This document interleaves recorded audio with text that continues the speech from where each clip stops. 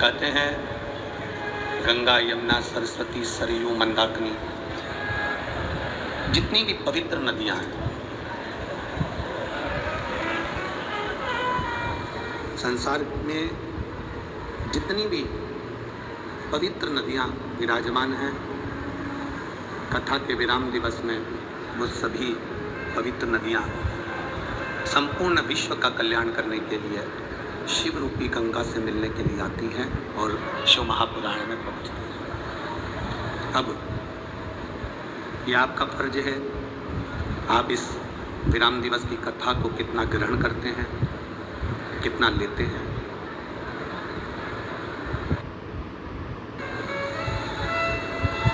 तिरुपति बाबा के दर्शन करें आप लोगों ने, वेंकटलाल के दर्शन करें, तिरुपति नाथ जी के। धक्के खाते खाते खाते खाते लोग धर्म के धक्के में लगते हैं, चाहे पैसे की लाइन में लगते हैं। लगते लगते लोग वेंकटेश भगवान के सामने तिरुमाला में पहुंचते हैं। अब वेंकटेश भगवान के सामने जब पहुंचते हैं, इतना सोना, हीरा, रतन, आभूषण इतने रहते हैं और पीछे से धक्का लगाने वाले ऐसे रहते हैं कि आपको धक्का लगा के बाहर निकाल देते हैं। जो पहली बार गया होता है उसको ठीक से दर्शन भी नहीं हो पाते। बोलो सही है कि गलत है? सही से दर्शन नहीं हो पाता, धक्का लगा, बाहर निकल गया। बाद में जाकर पछतावा हुआ कि मैं इतनी दूर आया, 1000 रुपये का टिकट करवाया और 1000 का टिकट करवाने के बाद भी मुझे सही से दर्शन नहीं हुआ, तो क्या मैं केवल होटल में सोने के लिए, खाने के लिए आया? जैसे वेंकटेश भगवान का, तिरुपति जी का, श्री जी बाबा नाथद्वारे वाले का, मेरे बिहारी जी का दर्शन करने के लिए गर्दी बहुत होती है। लोग बोलेंगे भी बहुत, चिल्लाएंगे भी बहुत, धक्का भी मारेंगे, पर उस बीच में आपको वेंकटेश भगवान के मुखाग्रविंद का दर्शन कर कर अपनी जिंदगी को सिद्ध करना होगा।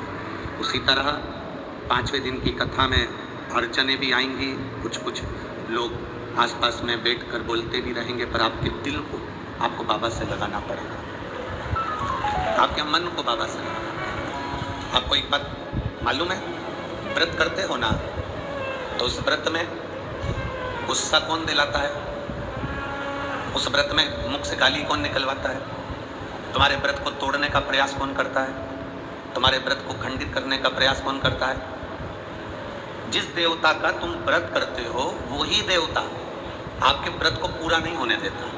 कारण, अगर व्रत पूरा हो गया तो देवता को प्रकट होना पड़ेगा और प्रकट होकर उसको वर देना पड़ेगा। इसलिए देवता कहते हैं कि इसके व्रत में थोड़ी सी खलबली करो, इसके व्रत में थोड़ी सी अर्चन कर दो। अगर व्रत में थोड़ी सी अर्चन होगी तो इसका व्रत पूर्ण नहीं होगा, पूर्ण नहीं होगा तो मुझे जाना नहीं पड़ेगा। मेरे बाबा का ये पावन शिव महापुराण की कथा कहती है कि 5वें दिन की जो कथा होती है या 7वें दिन की जो कथा होती है, जो दिल से सुनने वाले होते हैं, बाबा को उनके घर जाना ही पड़ता है और कल्याण करना ही पड़ता है। अब इतने जितने संत हुए, जितने संत भारत की भूमि पर आप स्मरण करिए, जितने साधु, जितने सन्यासी, जितने तपस्वी, जितने साधक, जितने उपासक, इनको परमात्मा को मिलने में देरी हो गई, पर जो घर में रहकर भगवान को दिल से मना लिया, मेरा मुरली मनोहर, मेरा शंकर, मेरा कृष्ण, मेरा हरि विठ्ठल, उसके सामने हो गए। संत तुकाराम जी की धर्मपत्नी कितना क्लेश करती थी, फिर भी शिव जी की, ठाकुर जी की भक्ति तुकाराम जी करते थे। नामदेव जी को कितना कितना कहा गया तो भी नामदेव जी भगवान की भक्ति करते थे। किसी ने तुकाराम जी से कहा, तुम्हारी पत्नी इतनी गुस्सा करने वाली मिली, इतना अपशब्द बोलने वाली मिली, आपको दुख नहीं होता? आपकी पत्नी इतना क्रोध करने वाली मिली, आपको दुख नहीं होता? संत तुकाराम जी ने कहा, इसमें दुख करने की बात नहीं, इसमें प्रसन्न होने की बात है कि कम से कम मेरी पत्नी गाली देती है, अपशब्द कहती है, ताना देती है, तो मेरा मन पत्नी से हटकर परमात्मा में चला जाता है। इससे बढ़कर सौभाग्य और क्या हो सकता है? इससे बढ़कर सुख और क्या हो सकता है? शिव महापुराण की कथा कहती है, जब कोई ताना देता है, जब कोई अपशब्द कहता है, जब कोई गाली देता है, जब कोई आड़े टेढ़े शब्दों से संबोधित करता है, जब कोई हमको अपशब्द कहता है, गाली देता है, ताने देता है, उस समय पर हमारा दिल, हमारा हृदय, हमारा चित्त, हमारा मन उधर से हटकर परमात्मा की ओर चला जाता है, पितृपक्ष के भगवान को प्राप्त करने की ओर चला जाता है। नवयुवक बेटा बेटियों से, और कभी कभी जिंदगी में ऐसा भी समय आता है कि व्यक्ति अपने चक्कर में, अपने परिवार के सुख के लिए, अपने सुख के लिए, पत्नी, बच्चे, कुटुंब, परिवार के सुख के लिए, माता पिता, भाई बहन के सुख के लिए अपनी जिंदगी को भी नष्ट कर देता है। एक कथा आती है शिव महापुराण के अंदर, संजीवनी मंत्र की।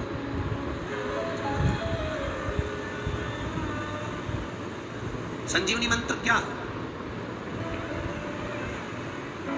किसी के कान में अगर बोल दिया जाए तो वो मरता हुआ भी, मरा हुआ भी जीवित हो सकता है। वो संजीवनी मंत्र महादेव के पास में है।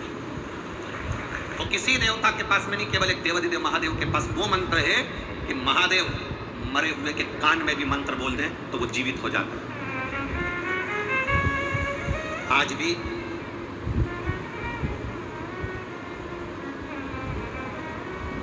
हिमाचल प्रदेश में एक शिवजी का मंदिर है। कभी अब उसका स्मरण, हमें नाम तो हमें स्मरण में नहीं आ रहा है, पर अगर आप लोग नेट पे सर्च करेंगे तो वो आ सकता है। उसका वर्णन स्कंद पुराण में भी है, लिंग महापुराण में भी उसका वर्णन आता है।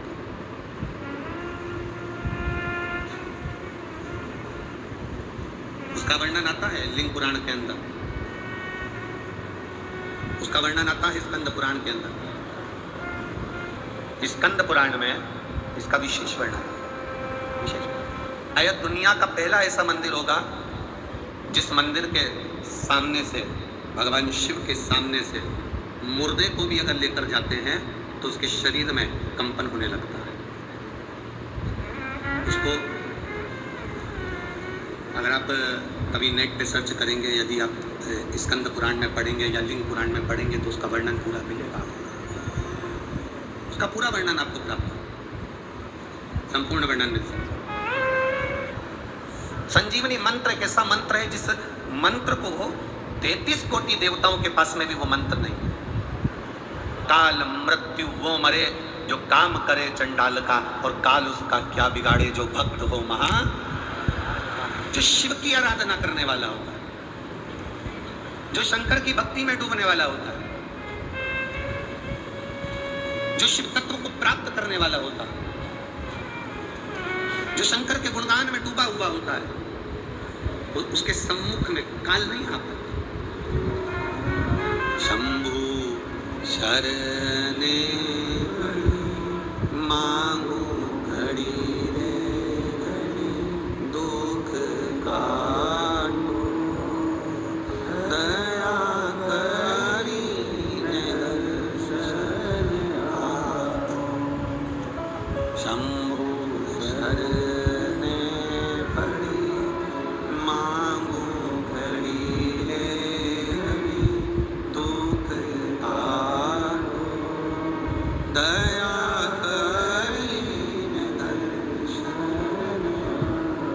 शिव महापुराण की कथा करती है। 33 कोटि देवता इस संजीवनी मंत्र को पाना चाहते हैं। 33 कोटि देवता इस संजीवनी मंत्र को लेना चाहते हैं। अब कौन होगा ऐसा संसार में जिसको संजीवनी मंत्र नहीं चाहिए? कौन होगा ऐसा? शिव महापुराण की कथा कहती है, शंकर के जितने मंत्र हैं, शिव के जितने मंत्र हैं, ये सारे मंत्र संजीवनी का काम करते हैं और व्यक्ति की जिंदगी की उन्नति की ओर इसको लेकर जाते हैं। प्रत्येक शंकर के मंत्र, 1 वर्ष 11 दिन जिसके मुख से 11 बार प्रतिदिन श्री शिवाय नमस्तुभ्यम मंत्र का जाप निकलता है, वो मंत्र सिद्ध हो जाता है और उस मंत्र से वो अपने जीवन को सुखी कर सकता है। 1 वर्ष 11 दिन इस मंत्र के उच्चारण से, और कितनी बार बोलना है? जम के बोलो जरा। मंत्र कोई भी हो, उसका उच्चारण, उसका स्मरण करते करते वो सिद्ध हो जाता है। हम मंत्र जप नहीं पाए तो 3 का स्मरण कर लिया करो। एक गंगा, पहले नंबर पर कौन है? जम के बोलो जरा, गंगा। दूसरे नंबर पर है काशी, दूसरे नंबर पर क्या है? काशी। और तीसरे नंबर पर है विश्वनाथ, काशी के विश्वनाथ। ये 3 का जिह्वा पर अगर नाम आ जाता है, ये 3 का स्मरण हमारे जीवन में हो जाता है, तो हमको इस मृत्यु लोक में कष्ट नहीं भोगना पड़ता और बार बार जन्म नहीं लेना पड़ता। 3.5 करोड़ रोम छिद्र इस मनुष्य की देह पर, 21,600 श्वास प्रतिदिन हमारे शरीर से निकलती है। कितनी श्वासें निकल रही हैं? जम के बोलो, 21,600 श्वास प्रतिदिन निकल रही है, प्रतिदिन। और 21,600 श्वास प्रतिदिन निकल रही है, 3.5 करोड़ रोम छिद्र या मानव की देह पर हैं। आपने एक प्रसंग श्रवण किया होगा भगवान कृष्ण का, कि मेरे लाडले भगवान कृष्ण द्रौपदी के लिए दौड़ दौड़ कर चले जाते थे। द्रौपदी पुकारती और भगवान कृष्ण दौड़ कर पहुंच जाते। इस बात से सत्यभामा जी को अच्छा नहीं लगा। सत्यभामा जी ने रुक्मणी जी से कहा, जी मुझे बात समझ में नहीं आती कि भगवान कृष्ण हमारे स्वामी, ये द्रौपदी बुलाती है और हमारे स्वामी भागकर चले जाते।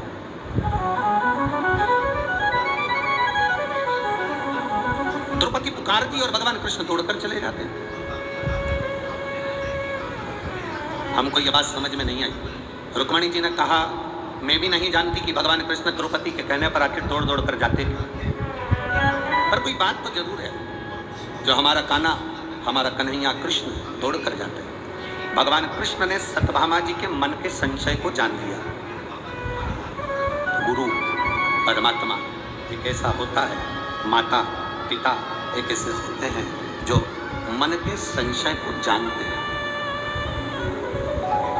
छोटा सा बच्चा 2-3 महीने का अगर रो रहा है, माँ भले पढ़ी लिखी नहीं है, माँ बहुत सारा अध्ययन नहीं करी है, पर छोटा सा बच्चा क्यों रो रहा है? छोटे से बच्चे को तकलीफ क्या है? छोटे से बच्चे को कष्ट क्या है? छोटे से बच्चे को तकलीफ क्या हो रही है? माँ भले पढ़ी लिखी ना हो, पर माँ अपने बच्चे को रोता हुआ जानकर समझ जाती है कि इसके पेट में दर्द है, कि इसके हाथ में दर्द है, कि इसको क्या तकलीफ है। माँ जान जाती है, माँ पहचान जाती है। For the first time, इसको तकलीफ क्या है, इसको कष्ट क्या है, इसको दुख क्या है। माता पिता गुरु ये जानते हैं कि इनको तकलीफ है। मेरे भगवान कृष्ण जान गए कि आखिर सत्यभामा के मन में संशय क्या है। सत्यभामा के संशय को मिटाने के लिए भगवान कृष्ण रुक्मणी और सत्यभामा दोनों को द्रौपदी के यहाँ ले गए। द्रौपदी वेश कंगा कर रही थी, तो सत्यभामा जी से कहा, सत्यभामा जाकर अपनी ननंद को थोड़ा सा तेल लगा दो सिर में और कंगा कर दो। सत्यभामा जी ने विचार करा, ऐसा कंगा करूंगी और ऐसा तेल लगाऊंगी कि खोपड़िया में बाल ना रेंदू। अब भाभी और ननंद की तो पहले से ही ये जोड़ियां चली आई हैं। ननंद बोलती है तो भाभी नहीं टिकती, और भाभी बोलती है तो ननंद नहीं टिकती। अब पर कहीं कहीं ऐसा भी होता है कि ननंद और भाभी की इतना प्रेम होता है, इतना प्रेम होता है कि एक दूसरे के बिना रह नहीं पाते। कई जगह ऐसी भी है जहां पर इनका आत्मीय प्रेम बड़ा बड़ा। सत्यभामा जी ने द्रौपदी के सिर पर तेल लगाना प्रारंभ करा, बाल खींचा, तोड़ा, जैसे ही तोड़ा उसमें से आवाज आई, हे कृष्ण। फिर बाल खींचा, फिर उसमें से आवाज आई, हे कृष्ण। सत्यभामा जी ने रुक्मणी जी से पूछा कि बार बार द्रौपदी के सिर के बाल टूटने पर कृष्ण का नाम क्यों आ रहा है? रुक्मणी जी बोली, मुझे नहीं मालूम। इतने में भगवान कृष्ण आ गए और कन्हैया ने आकर कहा, री सत्यभामा, तुम कहती हो कि मैं दौड़ दौड़ के द्रौपदी के घर क्यों आता हूँ? पूरी दुनिया में केवल एक द्रौपदी ऐसी है जो 3.5 करोड़ बार एक दिन में मुझे पुकार लेती है, इसलिए उसकी एक एक रोम में से मेरा नाम निकलता है। मेरे एक एक रोम में से मेरे नाम का उच्चारण होता है। 3.5 करोड़ बार द्रौपदी मुझे बुलाती है एक दिन।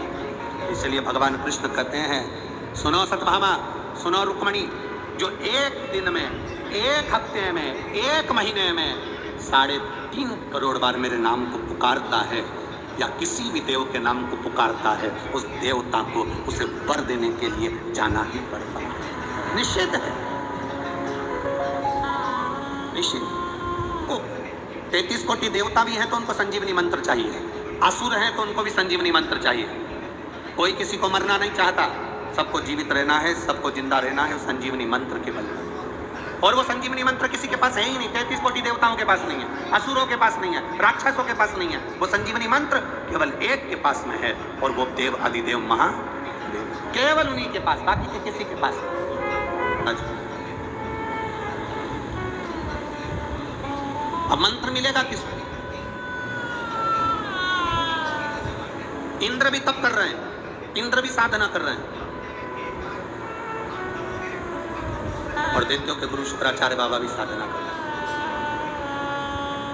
दोनों तप करने लगे। एक राजा तप करने बैठता है तो उसको पूरा ठाठ चाहिए। कलकत्ता में कहा था, पशुपति नाथ का व्रत भी करना तो अपने पूजन की थाली खुद लगाना। कितनी सुंदर बात कही है शिव महापुराण के अंदर, जरा ध्यान दीजिएगा। लड़की कुंवारी है, तब तक अपने पिता की धन, पिता की दौलत से पशुपति नाथ का व्रत उस पिता के पैसे से मंगाई हुई वस्तु से कर सकती है। बेटी की शादी हो जाए, विवाह हो गया, अगर वो खुद कमा रही है तो अपने पैसे से करे, और नहीं अगर शादी हो गई तो जो उसका पति कमाता है या उसके ससुराल वाले जो धन दें उससे पशुपति व्रत करे। मायके के धन से शादी होने के बाद पशुपतिनाथ का व्रत की मूलता नहीं है। कई लड़कियां, कई बेटियां कहती हैं मेरे ससुराल वाले मानते नहीं है, इसलिए मम्मी मैं आपके यहाँ के पशुपति व्रत कर लूँ, मम्मी मैं आपके यहाँ कर लूँ। विवाह होने के बाद गोत्र बदल गया, तू दान में चली गई, तेरा कन्या दान हो गया। दान होने के बाद इस घर का केवल जो हाथ से दिया जाए वो तेरा है, दान होने के। राजा अम्बरीश के चरित्र का स्मरण करिएगा। एक राजा गाय का दान दे देता है, गाय घूमते घूमते खूंटे से छूटकर ब्राह्मण के यहाँ से वापिस राजा के नगर में आ जाती है। नगर में से राजा की गौशाला में चली जाती है। गौशाला में दूध निकालने वाले ने दूध निकाला, वो दूध निकला हुआ राजा के कक्ष में खीर बन जाती है। खीर भगवान को भोग लग जाती है, भोग लगकर वो प्रसाद राजा खा लेता है, राजा को नरक भोगना पड़ता है। दान करी हुई गाय का तूने दूध का प्रयोग करा, इसलिए तुझे भोगना पड़ेगा।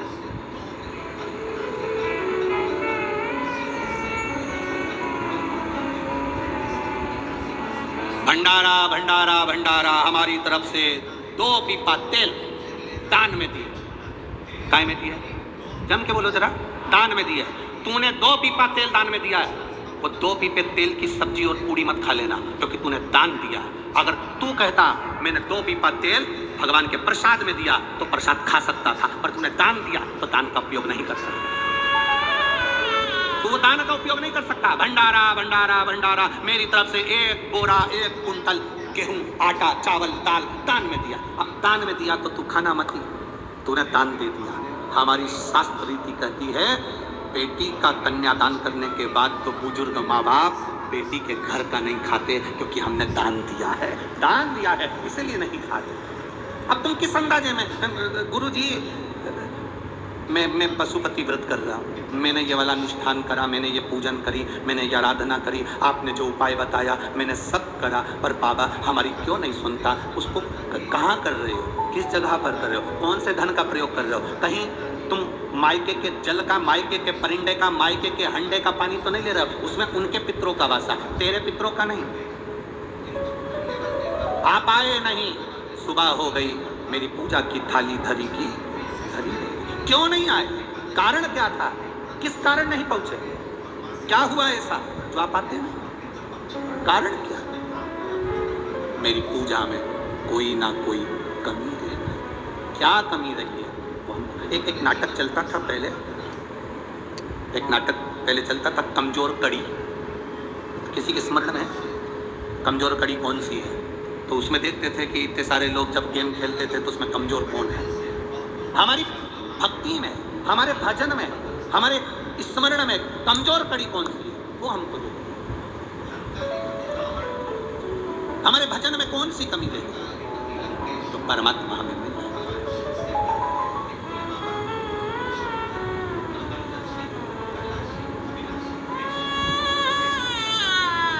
कहो तो इस मंदिर में मैं डेरा लगा लूं, पर महादेव कहते हैं क्यों डेरा, किस लिए? एक राजा भी तब साधना कर रहा है इंद्र संजीवनी मंत्र को पाने के लिए। एक असुरों के गुरु शुक्राचार्य जी भी तब साधना कर रहे हैं संजीवनी मंत्र पाने के लिए। राजा सोचता है राक्षसों के गुरु हैं, इनको क्या संजीवनी मंत्र मिलेगा।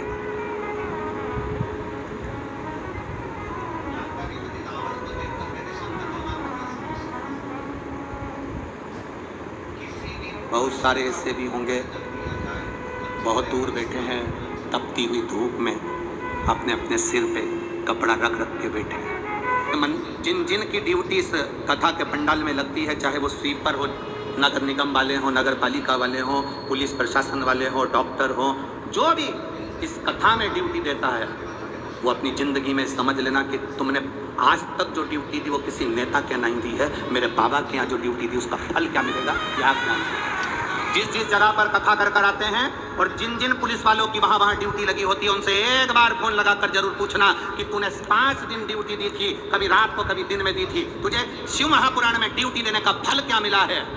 छत्तीसगढ़ में, पुणे में, मालेगांव में, औरंगाबाद में वहां की पुलिस अलग से ऑफिसरों से कहकर कथा के पंडाल में ड्यूटी लगवाती है कि हमारी ड्यूटी लगा देना जहां शिव पुराण की कथा हो। कुछ तो मिला है। राजा इंद्र ने सोचा शुक्राचार्य असुरों के गुरु हैं, राक्षसों के गुरु हैं, इनको संजीवनी मंत्र मिलेगा, इनको नहीं मिल सकता, मुझे मिलेगा संजीवनी मंत्र। और इंद्र लग गए तब साधना, इंद्र लग गए तब साधना। यहां पर 2 तरह के लोग बैठे हैं। एक भगवान को रोज भोग लगाते हैं तो कुछ ना कुछ पकवान, लड्डू, पेड़ा, फल, फ्रूट, मिठाई जो उनके घर में होती है वो लगाते हैं। यहाँ ऐसे भी लोग बैठे हैं, रसोई घर में जाते हैं, थोड़ी सी खड़ी शक्कर निकाल कर, थोड़ी सी शक्कर निकाल कर लिया, भगवान के सामने रख दी। नहीं है उसके घर में 56 भोग, नहीं है उसके घर में लड्डू पेड़ा, नहीं है उसके पास में कुछ।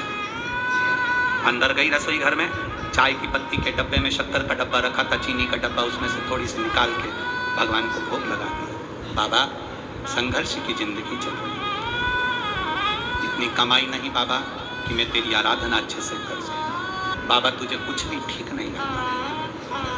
सारे 33 कोटि देवी देवता को 56 भोग लगते हैं, पर मेरे महादेव को आज तक 56 भोग नहीं लगते। क्यों? महादेव खुद कहते हैं मैं मंदिर के अंदर बैठकर 56 भोग खाऊं और संसार में रहने वाला व्यक्ति भूखा सोए, ये मुझे अच्छा नहीं लगता।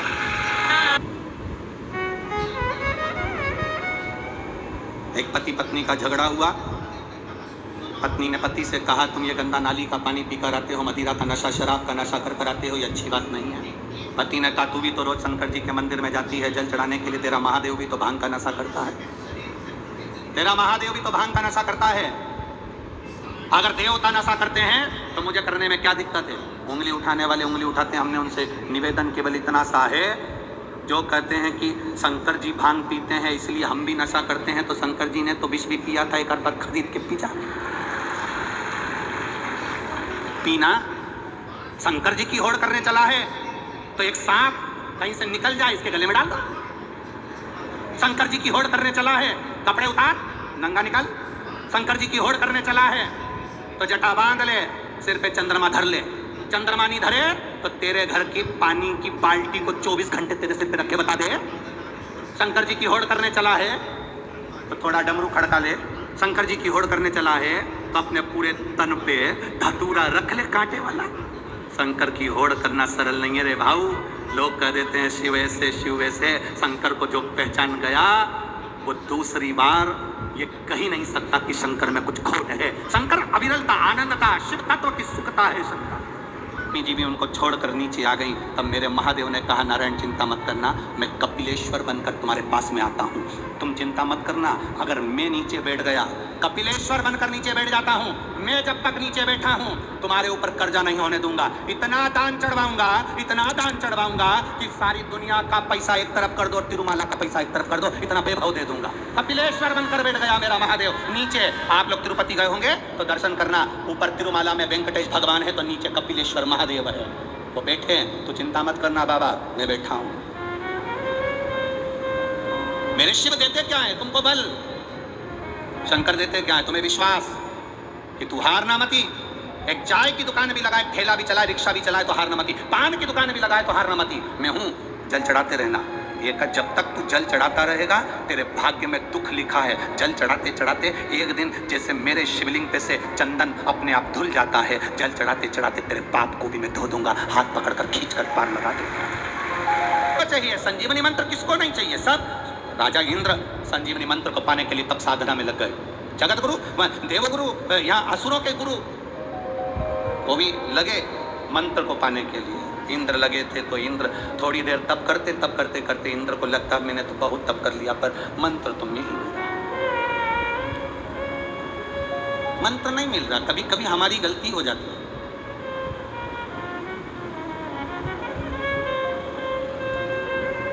आधार कार्ड बनवाया सभी ने? अरे बोलो तो जम के। व्यक्ति लगा था, दरवाजा खुलना था 10 बजे, व्यक्ति लगा 8 बजे से, एक के पीछे एक लगते गए 10:30 बज गई, दरवाजा नहीं खुला। 11 बज गई, दरवाजा नहीं खुला। 12 बज गई, दरवाजा नहीं खुला। पीछे एक व्यक्ति खड़ा था, वो आगे आता था, लोग उसका हाथ पकड़कर लाइन में खड़ा कर देते थे। कहाँ जा रहे हो? लाइन में खड़े हो। कहाँ जा रहे हो? लाइन में खड़े हो। बार बार वो आगे आता, उसको पीछे खड़ा कर देते। आखिरी में उसने चिढ़ के कह दिया, भले 5 बजे तक खड़े रहो, नहीं खोलूंगा दरवाजा, जा नहीं खोलूंगा दरवाजा। लाइन में खड़े हुए लोगों को ये नहीं मालूम था कि तुम जिसका हाथ पकड़ के पीछे खड़ा कर रहे हो वही तो आधार कार्ड बनाएगा, वही तो बनाएगा। पर तुम सोच रहे हो ये आधार कार्ड बनवाने आया है, वो बनाने आया है। उसका हाथ पकड़ के पीछे खड़ा कर देते हो। बार बार वो बेचारा कब से आगे आ रहा है, पर सब पीछे खड़ा कर देते, पीछे खड़ा हो जा, खड़ा। आगे आने ही नहीं दे रहे तो दरवाजा कैसे खुलेगा? और दरवाजा नहीं खुलेगा तो आधार कार्ड कैसे बनेगा? यही शिव पुराण कहती है। हम भी हमारे मंत्रों को, हमारे भजन को, शिव भक्ति को, एक लोटे जल को आगे नहीं आने दे रहा है तो हमारे भाग्य का दरवाजा कैसे खुलेगा? कैसे खुले? करना नहीं है। इंद्र ने सोच लिया, अब भगवान प्रसन्न नहीं हो रहा, मुझे संजीवनी मंत्र नहीं मिल रहा।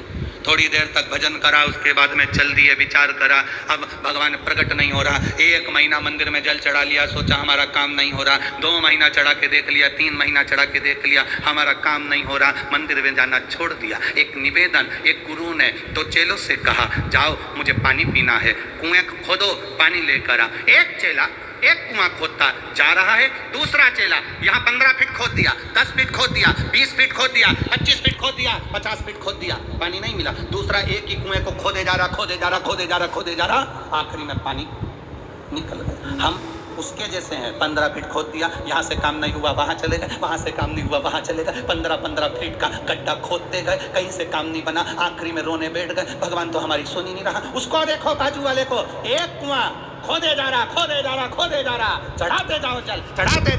1 महीना नहीं सुनेगा, 2 महीना नहीं सुनेगा, 3 महीना नहीं सुनेगा, 5 महीना नहीं सुनेगा, 6 महीना नहीं सुनेगा, जाते रहो उसके दरवाजे पर, आवाज लगाते रहो उसके दरवाजे पर, सुनेगा जरूर। यहाँ से जाते जाते किसी का कोई बेटा कहीं चले गया हो, तुम आवाज लगा कर देखना, ए कमलेश।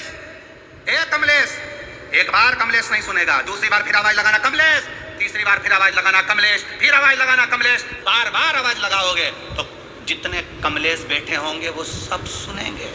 तो उसमें वो कमलेश भी सुनेगा। बार बार पुकारते रहोगे तो मेरा महादेव सुनेगा जरूर, ये निश्चित है। उसको पुकारो।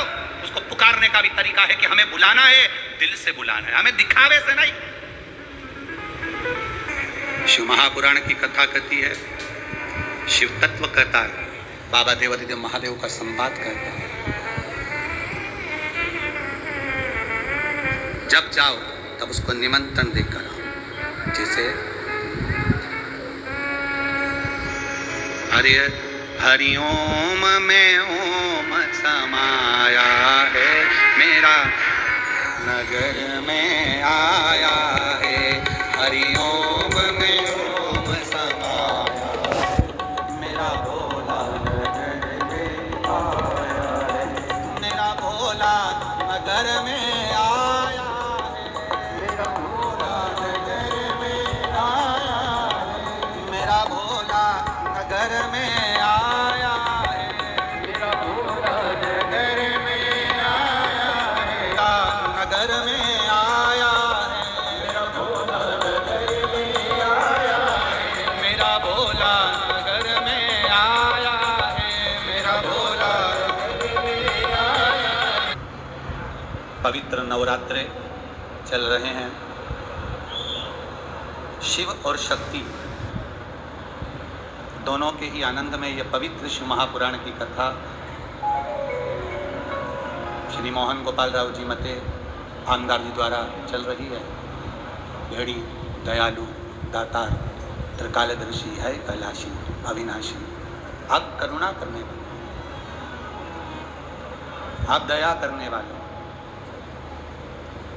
जब तक आपकी कृपा नहीं होती संसार सागर में, तब तक कोई कृपा नहीं। संजीवनी मंत्र पाने के लिए इंद्र ने तप किया, तप टूट गया, साधना टूट गई, तब साधना समाप्त हो गई। इतनी सरलता से इंद्र संजीवनी मंत्र प्राप्त नहीं कर सकते, इतनी सरलता से।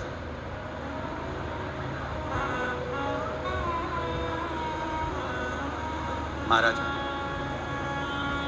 दैत्यों के गुरु असुरों के गुरु शुक्राचार्य जी तप में लीन थे, उनकी तप साधना इतनी जल्दी नहीं टूटी। धन भले ना हो पर मन महादेव में लगा। जाते हो आप लोग एक लोटा जल चढ़ाने के लिए शिव जी के मंदिर? सब लोग जाते हो? जाना चाहिए। बाबा से अपने दिल की बात, अपने घर का पानी ले जाकर चढ़ाना, अपने घर का। ये तो अब फैशन आ गया कि दीपावली पर मिठाई का डब्बा बाजार से खरीद कर ले जाना चाहिए, पर बुजुर्ग माताओं से पूछना, पहले घर में मिठाई बनती थी, दीपावली का कोई सामान गुजिया पपड़िया खुरमे आदि आदि बनते थे, उसको थाली में लगाकर अपने रिश्तेदारों को देते थे, ढाक कर कपड़ा ढाका जाता था, फिर ले जाकर। ये तो अब फैशन आए। अब लोगों को लगा कि बाजार से मिठाई खरीद लो। त्योहार पैसे से कभी नहीं तुलना चाहिए। त्योहार को भी पैसे से तुल दिया लोगों। कोई मिठाई का डब्बा देकर जाता है तो हमें भी उसके घर में ड्राई फ्रूट्स देना ही पड़ता है। बोलो सही है कि गलत है? कोई अगर मिठाई का डब्बा देकर गया तो आप ड्राई फ्रूट्स दे रहे हो, कोई ड्राई फ्रूट देकर गया है तो काजू कतली दे रहे हो, काजू कतली देकर गया तो मैसूर पाक दे रहे हो। मिठाई, पैसा, बड़े गिफ्ट आइटम, इससे हमने त्योहारों को तोल दिया। पर त्योहार धन से ना तोलिए। जब दिवाली आए, होली आए, रक्षाबंधन आए, त्योहार को धन से दूर रखकर मन से जोड़ने का प्रयास करिए। त्योहारों को मन से,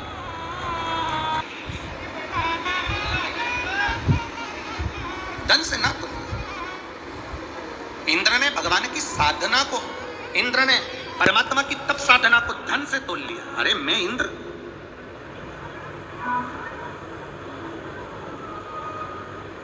मैं इंद्र, ये मेरी तप साधना। इंद्र को संजीवनी मंत्र नहीं मिला। दैत्यों के गुरु शुक्राचार्य जी तप साधना में लगे थे, उठ नहीं पाए। तप साधना में जब उठ नहीं पाए तो उनको लग गया इंद्र को कि इसको संजीवनी मंत्र मिल सकता है क्योंकि ये तप साधना में लगा हुआ, छूट ही नहीं रहा, उठ ही नहीं रहा, इसको मिलेगा। अब इंद्र ने अपनी बेटी जयंती को बुलाया। क्या नाम था इंद्र की बेटी का नाम? जयंती। जयंती को बुलाकर इंद्र ने अपनी बेटी जयंती से कहा कि ये शुक्राचार्य जी तप कर रहे हैं संजीवनी मंत्र पाने के लिए, और मैंने भी तप करा संजीवनी मंत्र पाने के लिए, पर मेरी तप साधना पूरी नहीं हो पाई। शुक्राचार्य जी की तप साधना चल रही है और संजीवनी मंत्र इनको मिल सकता है। तो जयंती ने कहा चिंता मत करो, पिता अपनी बेटी जयंती से ये नहीं बोले कि तू जाकर तप साधना तोड़। पिता ने जाकर ये नहीं कहा अपनी बेटी से जयंती से कि तू तप साधना तोड़, पर जयंती कह रही है आप चिंता मत करो, मैं जाकर तप साधना तोड़ दूंगी। कभी कभी ऐसा होता है कोई कहता ही नहीं तुमसे कि तुम ये करो, फिर भी तुम किसी के सामने अपनी सत्ता दिखाने के लिए, अपना वैभव दिखाने के लिए कर्म करते हो। किसी एक को प्रसन्न करने के लिए किसी चार को दुखी कर देते हो तो वो प्रसन्नता किसी काम की नहीं होती, उस प्रसन्नता का कोई सूत्र नहीं। कहोगे गुरुजी ये कथा कहीं है? महाभारत में अश्वत्थामा की कथा। महाभारत में अश्वत्थामा से नहीं कहा कि पांडवों के 5 पुत्र सो रहे हैं उनको मार दे। दुर्योधन ने एक बार भी नहीं कहा अश्वत्थामा से कि इन 5 पुत्रों को मार दे। पांडवों के 5 पुत्र जब मरे थे तो सबसे ज्यादा दुर्योधन रोया था। कारण, दुर्योधन के रोने का कारण केवल इतना सा था, दुर्योधन कहता है कि हम मर जाएंगे, हमारे भाई मर जाएंगे, कम से कम पांडवों के पुत्र जीवित रहते तो हमारा तर्पण, तिलांजलि, पिंडदान तो कर देते। अब तूने उन्हीं को मार दिया, उन्हीं को।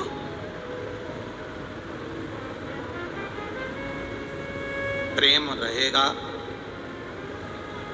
प्रेम अगर है तो कोई भी 4 बांस, 4 कंधे और 40 कंडे, कितने जम के तो बोलो वो आग लगाने के लिए कितने कंडे? 40, 4 बांस, 4 कंधे, 40 कंडे। अगर तुम्हारा किसी से प्रेम और स्नेह है तो कोई दूसरा भी दे देगा, और अगर प्रेम स्नेह नहीं है तो सगे भी बैठे रहेंगे तो ना कोई 4 बांस देगा, ना 4 कंधे देगा, ना 40 कंडे देगा। प्रेम होगा तो दूसरे भी अपने बन जाएंगे, प्रेम नहीं तो कोई नहीं। अश्वत्थामा से एक बार भी दुर्योधन ने नहीं कहा कि तुम प्रसन्न करने के लिए कि तुम पांडवों के पुत्र को मार दो, पर अश्वत्थामा दुर्योधन की दृष्टि में अच्छा बनने के लिए, दुर्योधन की दृष्टि में श्रेष्ठ बनने के लिए, दुर्योधन की दृष्टि में अच्छा बनने के लिए अश्वत्थामा ने द्रौपदी के सोते हुए 5 पुत्रों का वध कर दिया। किसी एक को प्रसन्न करने के लिए तुम क्या कर रहे हो? किसी एक को प्रसन्न करने के लिए तुम किसको क्या कह रहे हो? किसी एक को प्रसन्न करने के लिए तुम क्या बोल दिए? एक को प्रसन्न करने के लिए दुर्योधन, अश्वत्थामा ने द्रौपदी के 5 पुत्रों का वध कर दिया केवल उस दुर्योधन को प्रसन्न करने के लिए, केवल एक दुर्योधन को प्रसन्न करने के लिए। और ना वो दुर्योधन रहेगा ना उसका कुल रहेगा जिसको प्रसन्न करने के लिए इतना कुछ करे।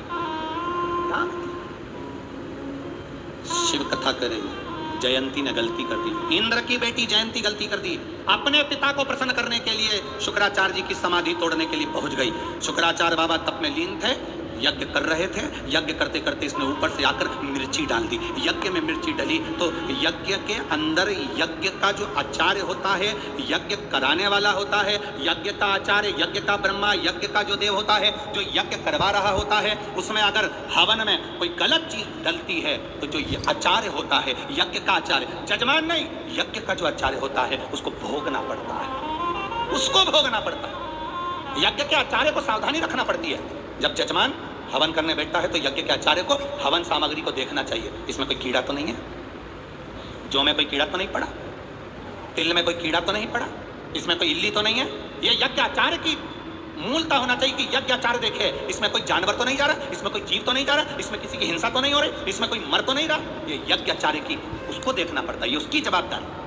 और आज के समय में तुम चाहे कुछ भी मिलाओ, मंत्र बोलने वाले मंत्र बोले और तुम डाल ना ना ना, यज्ञाचार्य को उस समय पर भोगना पड़ता। यज्ञाचार्य की दिक्कत। शुक्राचार्य बाबा यज्ञ कर रहे थे, जयंती ने मिर्ची डाल दी, मिर्ची डाली तो यज्ञाचार्य शुक्राचार्य बाबा के शरीर में चारों तरफ घाव घाव उत्पन्न हो गए, पूरा शरीर में घाव, पूरा शरीर।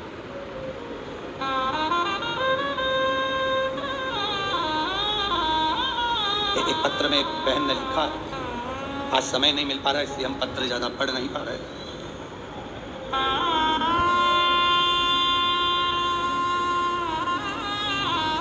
मेरा नाम रोहिणी अवथे, नागपुर विनोबा भावे नगर से हूँ। कहीं बैठी हो तो हाथ हिला सकती है अगर कहीं बैठी हो।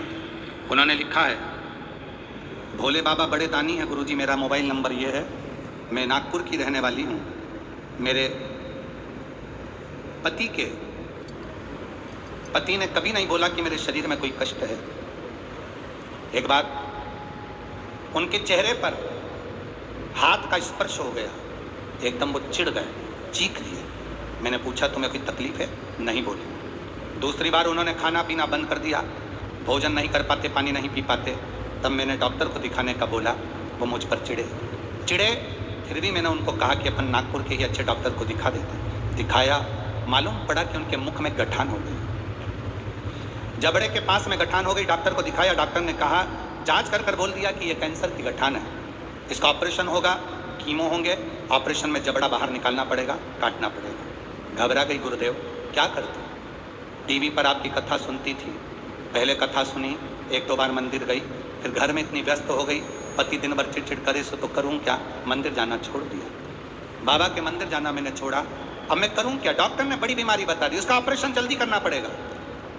डॉक्टर कहते हैं ऑपरेशन के लिए मन नहीं माना, हम दूसरी जगह दिखाने गए तो वहां पर भी यही बताया। दवा खाना चेंज कर दिया, दिखाया तो डॉक्टर ने कहा कि यही करना पड़ेगा। अब मन नहीं माना, पहले तो बाबा का दरबार छोड़ा, अब सोचा पति इतना चिड़चिड़ भी करे तो करने दो, पर शिव जी का दरवाजा नहीं छोड़ूंगी, मैं मंदिर जाना फिर चालू करूँगी। मंदिर जाने लगी, बाबा को जल चढ़ाने लगी। गुरुदेव पति अपशब्द कहते पर फिर भी मैं मंदिर जाना नहीं छोड़ा। मैंने बाबा से कह दिया, बाबा तू सब संभाल लेगा, मेरा विश्वास कर। पशुपतिनाथ का व्रत करा, पशुपतिनाथ का व्रत कर कर तब तीसरे हॉस्पिटल में दिखाया तो डॉक्टर बोले ऑपरेशन की जरूरत नहीं पड़ेगी, आपको जबड़ा काटने की जरूरत नहीं पड़ेगी, केवल अपन इन पे कीमो डालकर देखते हैं। एक कीमो करवाया, पति तिल बिला गए, मुख में से पानी पीना बंद हो गया। मैंने विचार करा ऐसी कैसी नरक की जिंदगी की तड़फे पति। मैंने कीमो कराना बंद करा, बाबा का जल लाकर उनको देती, वो भी अब मेरे साथ मंदिर जाना चालू कर दी है। बाबा का जल देती, वो पीते, चेहरे पर लगाते। गुरुदेव डॉक्टर को जब अगली जांच कराई तो डॉक्टर ने कहा अब इनको ना कीमो की जरूरत है ना ऑपरेशन की जरूरत है, इनका कैंसर खत्म हो गया। शिव तत्व है वो घड़ी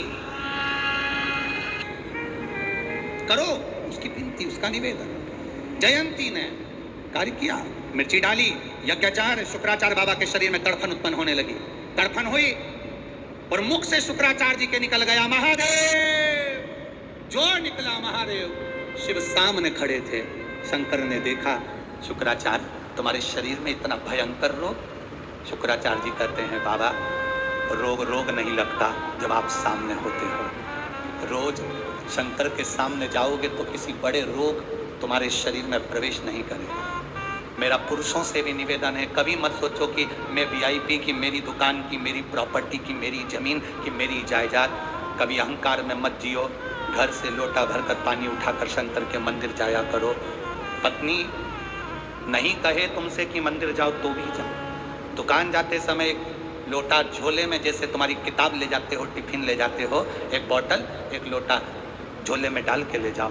दुकान जाते समय, ऑफिस जाते समय बीच में जो मंदिर मिले वहीं चढ़ाकर अपनी दुकान चले जाओ, पर अपना फर्ज पूरा करो। वो दुख की घड़ी में साथ हो। एक पत्र आया, उस पत्र में एक बहन ने लिखा,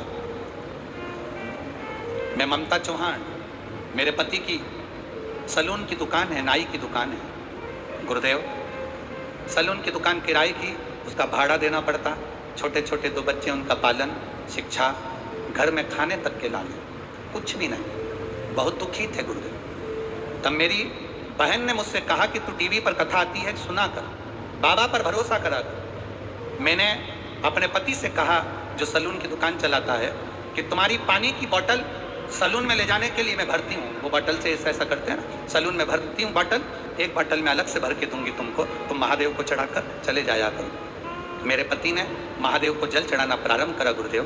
किराए की दुकान में थे, किराए के मकान में थे, खाने के भी लाले थे।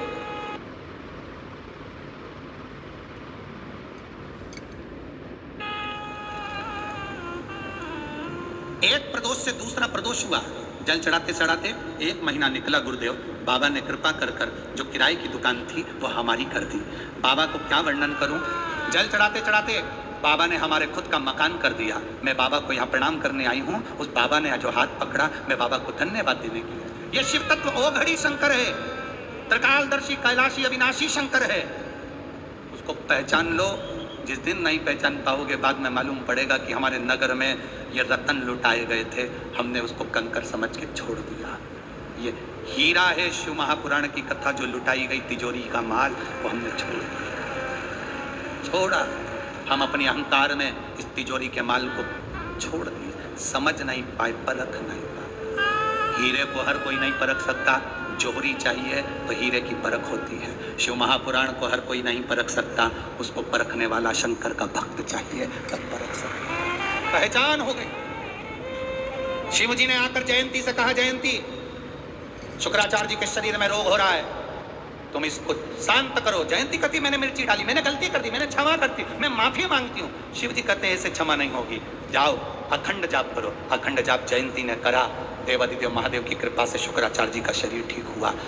शंकर जी ने कहा, मांगो क्या चाहिए? संजीवनी मंत्र दे दो। संजीवनी मंत्र? हाँ, क्या करोगे? बस आप कृपा करो, किसी को मरने नहीं दूंगा, कहीं ना कहीं अच्छी जगह पर इस मंत्र का प्रयोग करूंगा। देवता देवादिदेव महादेव ने शुक्राचार्य जी को संजीवनी मंत्र दे दिया। शुक्राचार्य संजीवनी मंत्र को धारण कर लिया। असुर मरते, शुक्राचार्य जी जीवित कर देते।